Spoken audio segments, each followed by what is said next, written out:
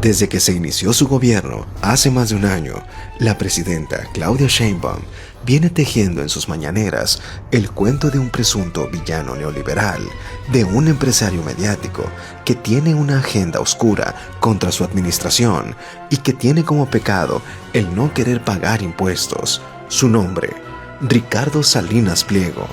No existe semana que por lo menos en 2 o 3 ocasiones el nombre del presidente del Grupo Salinas sea defenestrado desde ese púlpito del evangelio cuatroteísta, reclamándole burlonamente el toma chocolate, paga lo que debes.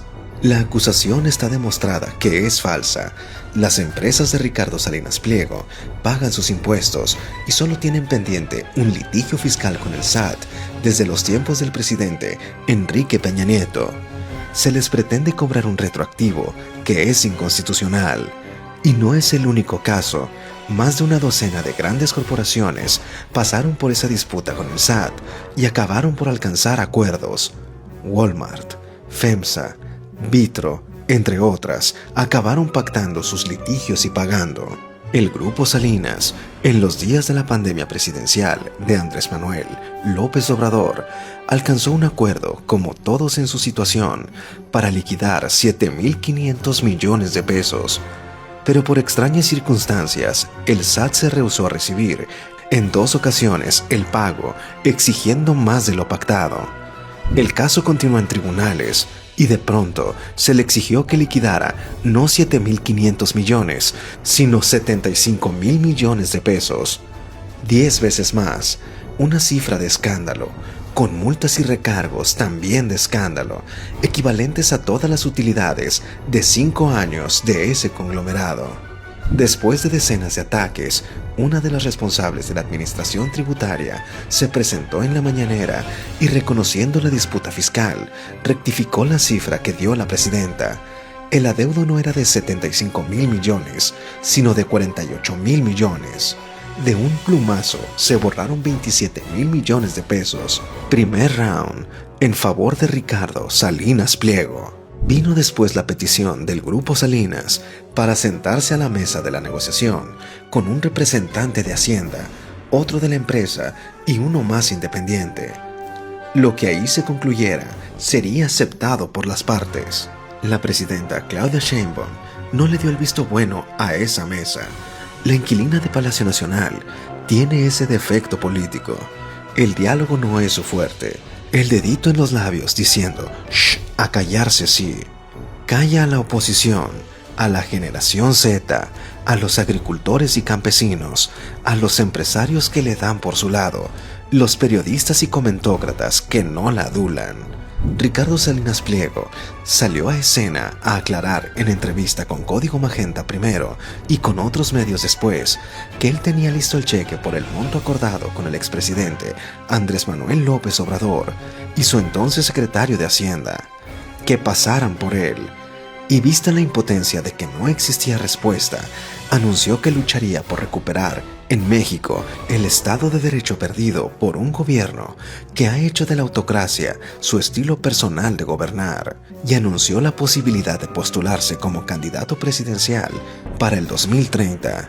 Y por supuesto, eso encendió los ánimos de Andy López Beltrán, el hijo del hombre de Palenque, y quien instaló a su amigo Antonio Martínez Dagnino, el jefe del SAT y verdugo del Grupo Salinas. Al junior cuatroteísta se le presentaba de súbito un desafío político y le aparecía enfrente un rival opositor para disputarle la presidencia que siente que, por herencia, ya tiene en la bolsa. Desde las entrañas del segundo piso de la 4T se desplegaron campañas para imprimirle a Ricardo Salinas Pliego la letra escarlata de corrupto, lavador de dinero en 2 casinos que posee su grupo. Nada cuajó más allá del intento de desprestigiarlo. Una jueza decretó que era inválida la acusación contra sus casas de apuestas. Segundo round en favor del Grupo Salinas. Vino entonces la sentencia de la nueva Suprema Corte, la que fue electa con tómbola y acordeones, ordenando al Grupo Salinas el pago de un monto que era menos de la mitad de los 75.000 millones de pesos que decía el SAT. El caso entró a revisión. A partir del destape de su precandidatura y de los fallos, se intensificó la campaña de odios. Desde la misma mañanera, la presidenta Claudia Sheinbaum acusó a Ricardo Salinas no solo de ser el instigador de la marcha de la generación Z, sino de propiciar una campaña de desprestigio contra su gobierno en TV Azteca, y acabó lanzando una amenazante advertencia a los anunciantes de esa televisora, buscando que dejaran de pautar sus anuncios. Finalmente, y buscando ya acabar con esa agotadora e interminable disputa, la presidenta Claudia Sheinbaum citó en su despacho a los principales actores de esa trama dentro de su gobierno. Allí estuvieron no solo el amigo de Andy López Beltrán y titular del SAT, Antonio Martínez Dagnino, la extitular del SAT, Raquel Buenrostro, la actual procuradora fiscal, Grisel Galeano, e incluso el expresidente de la Suprema Corte, Arturo Saldívar, y actual coordinador general Política y Gobierno en este sexenio. La inquilina de Palacio Nacional reclamó el por qué no se había cerrado ya el caso Salinas Pliego, que tanto desgaste le estaba generando.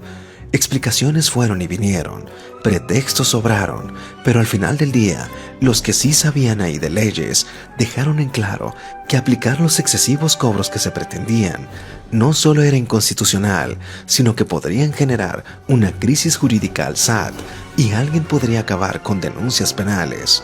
La presidenta Claudia Sheinbaum escuchó estoica todas las explicaciones y el inesperado desenlace.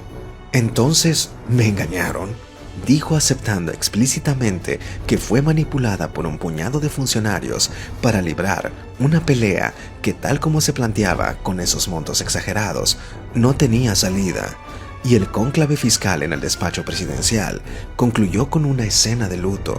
Y así es, el infante Andy López Beltrán, utilizando su influencia y dominio del SAT, llevó a la inquilina de Palacio Nacional a un baile al que nunca debió ir. Lo que buscaba el Junior de Palenque era que Ricardo Salinas Pliego pusiera a su servicio el aparato de mercadotecnia política de TV Azteca y los recursos de Grupo Salinas para alcanzar la candidatura presidencial de Morena. Los extremistas dentro del actual gobierno buscan que, en medio de esta disputa sin final, se le retiren a Ricardo Salinas Pliego las concesiones tanto de TV Azteca como de Banco Azteca. Sería un craso error con consecuencias para la confianza de los inversionistas y por el enrarecimiento político que eso significaría, sin contar con el efecto político que acabaría por aceitar todavía más las aspiraciones de Ricardo Salinas Pliego. La mandataria, que presume siempre su cabeza fría, tiene que recordar el viejo adagio: siempre será mejor un buen arreglo que un malo, agrio y doloroso pleito.